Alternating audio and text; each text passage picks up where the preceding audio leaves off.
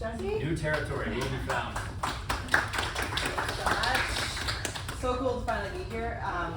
It's cool that, yes, the business that I've been growing over time has gotten bigger, but I remember coming in and my hair was much longer. So one thing got bigger, one thing got shorter. It's funny just to reflect on like the journey that I've been on with Sandbox.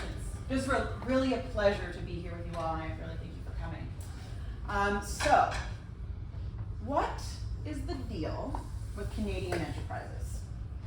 PwC says that 89% expect above average growth, but also that 81% plan to maintain the status quo. BDC says that 84% plan to invest the same or more in achieving efficiencies. But the Conference Board of Canada says that the amount that Canadian enterprises invest in their businesses is only half that of their US counterparts. Canadian enterprises must innovate more. Yes, 98% of Canadian enterprises have fewer than 20 employees. We're lean, but we're also behind. Canadian enterprises have ranked at the bottom of OECD countries in their investment in technology, employee training, and R&D for 20 years. And Canadian enterprises, just like all businesses worldwide, are in new territory. Disruption is now the norm, not the exception. And businesses are dying younger than they ever have before. So even though this business environment is new, the tug of war between operating and innovating amongst Canadian enterprises is certainly not. Canadian enterprises need to find a way to innovate and operate simultaneously. And nowhere is continuous innovation more appropriate and more crucial to the survival and success of a business than the realm of customers. We've brought this series together, we've created it, we've launched it, to empower customer-facing employees to identify, define, and pitch to their managers, or for some of you, if it's your business, pitch to an investor, pitch to someone who can help you actually achieve the idea. Pitch the opportunity for innovation while those customer-facing employees are operating. Let's get started. So, that little song and dance that I just did is actually the end game for this series. So each of you, when we come back in person in the fifth session of this series, you will actually have a business case that you will deliver in a storytelling manner. So all of the individual sessions between now and then are just the building blocks to that point. So the idea is, if I'm a business, which I am, and I have a few employees, which I now, as of yesterday, do, and they're already serving my customers. They're already in this amazing position. They don't have to hire this business, this hypothetical business, doesn't have to hire new territory to do that research work for them. They can actually leverage the interactions that their customer-facing employees are already having with their customers.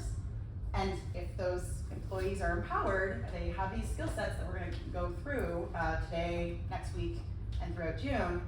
They can actually be that research and development team. They can actually help to bring attention to friction points between the business and the customer, changes in customer appetites, maybe a new segment that is surprising for that business. Perhaps, a gaming company, I think an example I used in the past, a gaming company starts to notice that they're getting a lot of older people calling their call center in the middle of the day.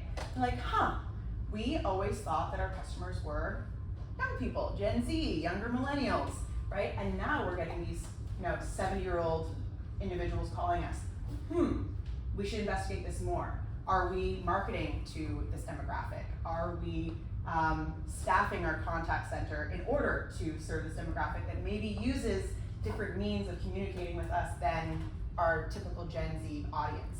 Is this, and this is important, we're not just gonna serve anyone because they knocked on our door, is this actually an opportunity worth going after, worth changing our systems and our approach to? So, the pitch is what we will end this series with, and I hope that that pitch, that compelling business case, is something that you're really excited about. You've gone through the process and you're like, damn, I really like the words that are coming out of my mouth and the vision that I have now as a result. But the actual bigger goal is the process. I'm a big believer in process.